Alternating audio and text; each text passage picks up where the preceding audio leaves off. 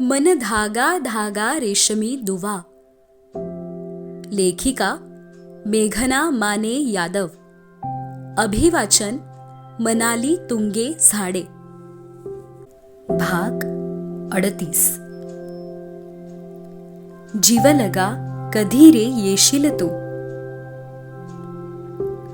आभाळ ढगांनी आच्छादले. सूर्यकिरण नाहीसे. इंद्रधनुष्यही विरून गेले. सोबत गोड हसूही मावळलं. लक्ष गेले बागेकडे.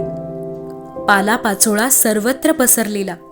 नाजूक रोपट्यांच्या वाकलेल्या फांद्या, नारळाच्या झाडाची सुकलेली फांदी झोपाळ्याच्या छतावर, साठलेल्या पाण्यावर तरंगणारी बोगनवेलीची गळून पडलेली गुलाबी फुले, अगदी पोर्चच्या पायरीवरही मातीच्या शिंतोड्यांची रांगोळी, काही वेळापूर्वीच्या सोसाट्याच्या वाऱ्याच्या पाठी राहिलेल्या खुणा.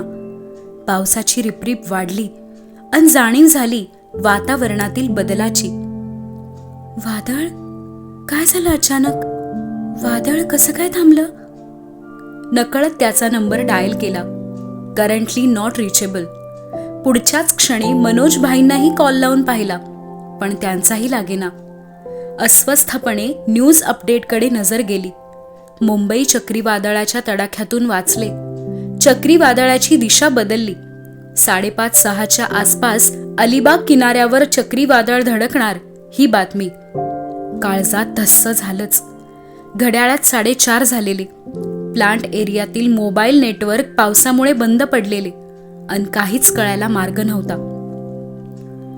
रिपोर्टर्स आनंदाने सांगत आहेत, मुंबई बचावली. वादळ अलिबागच्या दिशेने. ही काय खुश होण्याची गोष्ट आहे का? अरे, ते चक्रीवादळ आहे. जिथेही धडकणार नुकसान होणारच ना. अलिबागच्या किनाऱ्यावर कितीतरी छोटी गावं असतील. वादळाच्या तडाख्यात अडकून नुकसान त्यांचेही होणारच. वेळेवर मदत पोहोचणेही मुश्किल. मुंबई वाचली म्हणून आनंद, पण अलिबाग वादळात अडकेल याची काळजी नाहीच का? आजकाल न्यूज चॅनल्सची संवेदनशीलता हरवलीच आहे, ही जाणीव पदोपदी होते. फक्त TRP महत्वाचे. मेघा, क्या हुआ? कुछ पता चला? राजीव का फोन कॉल? खांद्यावर हात ठेवत मम्मीजींनी विचारले. विचारात हरवलेली ती अचानक भानावर आली. मम्मीजींच्या डोळ्यातील काळजीने मन गलबललं, पण उसनं हसू चेहऱ्यावर आणलं. काय उत्तर देऊ मी मम्मीजींना? हो, ते ठीक आहेत. मीटिंगमध्ये आहेत म्हणाले. फ्री झाले की फोन करतील. चेहरा शक्य तेवढा नॉर्मल ठेवतच बोलणं. मनातील भीतीचं वादळ आतच दडवलं अन चढवला धीटपणाचा मुखवटा. मला घाबरून चालणार नाही.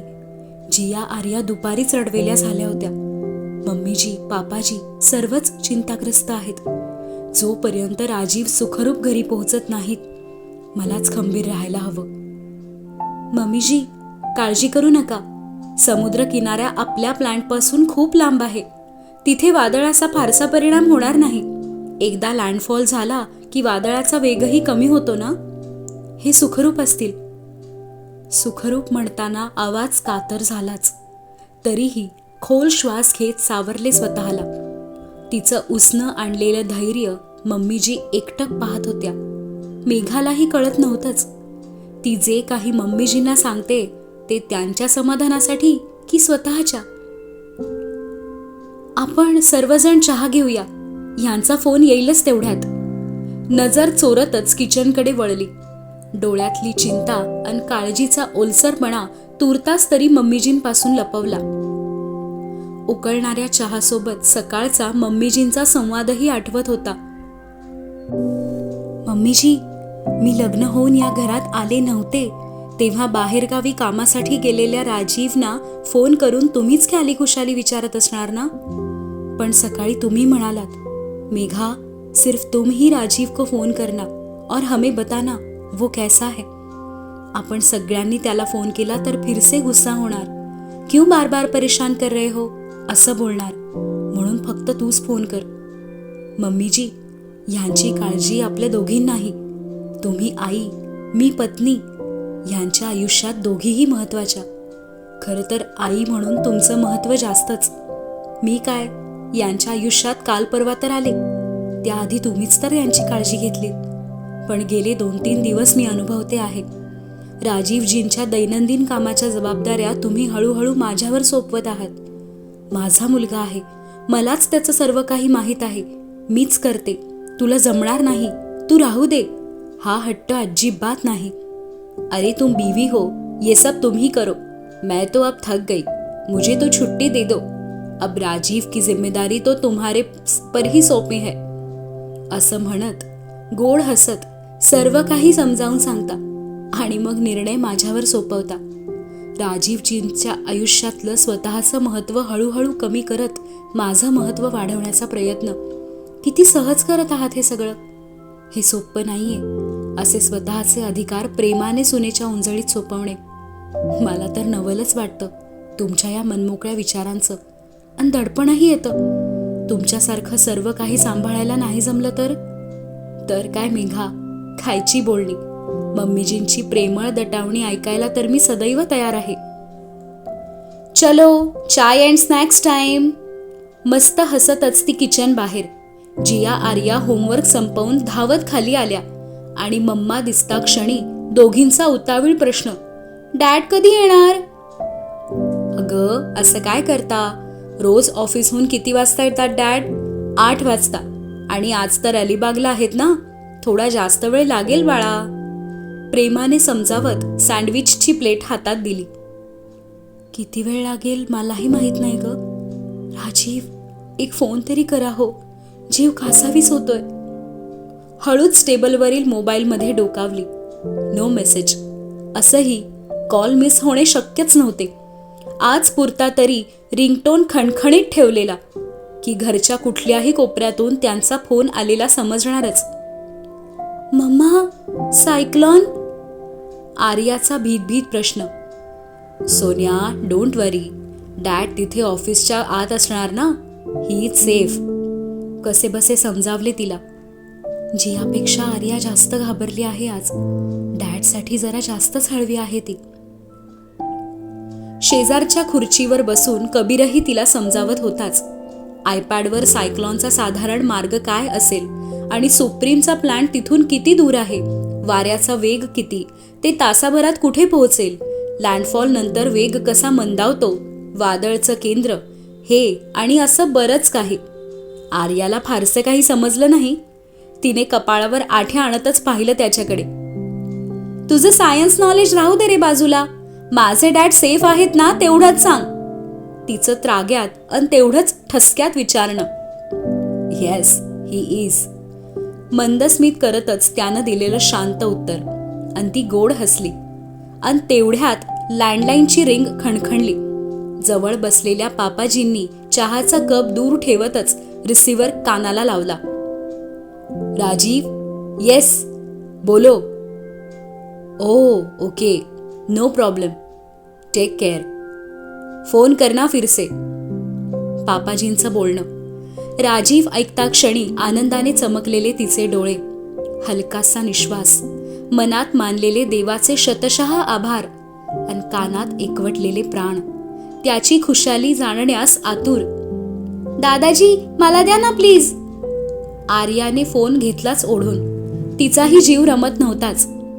रोज दुपारी लंच टाइम मध्ये डॅडचा येणारा कॉल आज आला नव्हता आणि आता त्या कॉलची कसर ती भरून काढत होती. डॅडशी बोलताना तिच्या आवाजात डोकावणारा अजब उत्साह, आनंदात नाचणारे डोळे. मेघा दुरूनच न्याहाळत होती. राजीव, थँक्स, तुम्ही फोन केला. नाहीतर रात्री तुम्ही घरी येईपर्यंत आर्याने माझं डोकं खाल्लं असतं. आता तुम्हीच तिला नीट समजावून सांगा. राजीव, मलाही बोलायचंय तुमच्याशी, पण असं कसं एकदम पुढे जाऊ आणि सगळ्यांसमोर काय बोलू? फक्त एकदा तुमच्या ओठातून मेघा ऐकायचं आहे. ती डायनिंगच्या खुर्चीवरच घुटमळली. आर्या आता कुठल्याही क्षणी फोन ठेवणार हे जाणवत होतं. पण तेवढ्यात मम्मीजींनी रिसिव्हर घेतला. आता मम्मीजी नक्की मला फोन देतील. शी इज सो स्वीट.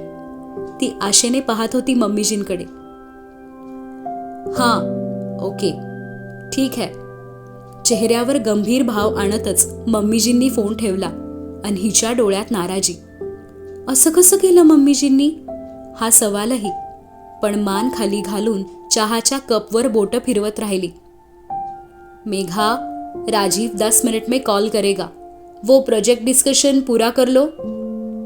सोफ्यावरून उठतच तिच्याजवळ आल्या. ती गोंधळूनच पाहत होती. कसलं डिस्कशन? मम्मीजी असं काय सांगत आहेत? आमचं असं काहीच ठरलं नव्हतं. जा बेडरूम मधून बोल, वो कॉल करेगा. हळूच तिच्या कानाशी कुजबुजल्या. सोबत डोळ्यांची खट्याळ मिचमिच. मेघाचे नाराज डोळे आनंदाने मोठे. उठलीच चेअर सरकवून घाईत पळाली जिन्याच्या दिशेने. मग आठवलं, अरे लॅपटॉप तर स्टडीत. मुलींना वाटायला तर हवं डिस्कशन प्रोजेक्टचे आहे. घाईत लॅपटॉप उचलला आणि बेडरूमकडे धावली. तिच्या उत्साही धावपळीला मम्मीजी दुरूनच पाहत होत्या. आम्हाला ओके वाटावं म्हणून ही खुद स्ट्रॉन्ग बनके खड़ी है. सुबह के बाद राजीव का कुछ कॉल आया ही नहीं है. पता है मुझे, मेरा वर्कोहोलिक बेटा सब कुछ भूल जाता है सुप्रीम के सामने. शायद कभी कभी मेघा को भी. और ये उसकी साइड लेकर मुझे समझा रही थी कि फोन आया था, मैसेज आया था. पागल है ये. बेडरूम मध्येही लँडलाईनचे एक्सटेन्शन साहेबांनी करून घेतले आहे याचे या क्षणी तरी खूप कौतुक वाटत होते. मोबाईल नेटवर्क डाऊन असताना लँडलाईनचा आधार. मम्मीजी तुझी ग्रेट हो. हा प्लॅन नक्की मम्मीजींचा आहे की आमच्या आहोंचा? बापरे, दोघांची मिली बघत. तोही लँडलाईन जवळ बसून बंद खिडकीतून बाहेर पाहत होता. अस्वस्थ काहीसा. वाऱ्याच्या वेगाने काचेची बंद खिडकी थडथडत होती आणि तो अधीर तिचा आवाज ऐकण्यास. मेघा, आप बेडरूम तक पहुंचे या नहीं?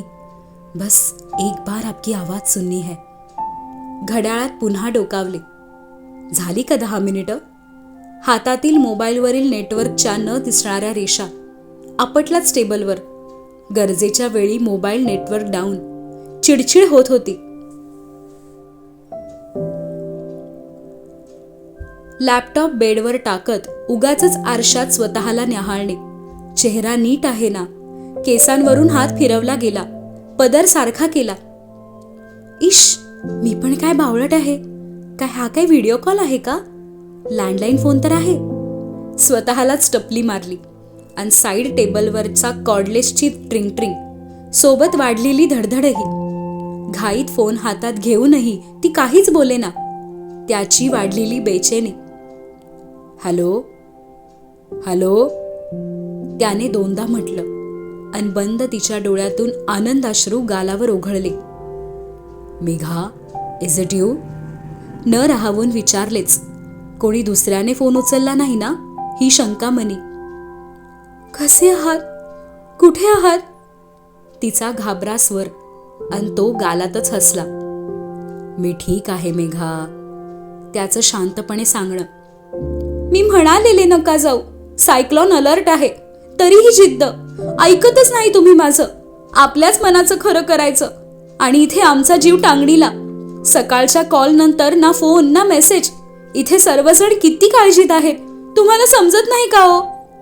तिची बडबड, चिडचिड, रागराग. अरे सुनिये तो सही. हसला हलकस. काय सुनिये? सगळं स्वतःच ठरवायचं. म्हणे सायक्लॉन खूप लांब आहे किनाऱ्यापासून. तुम्ही काही वेदर एक्सपर्ट आहात का की स्वतःचा सॅटेलाइट ठेवलाय अंतराळात जो तुम्हाला अपडेट देत असतो की सायक्लॉन मुंबईकडे येणार नाही तर ते गुजरातकडे जाणार? पण तसं काहीच झालं नाही ना आणि तुम्ही तिथे अडकले आहात.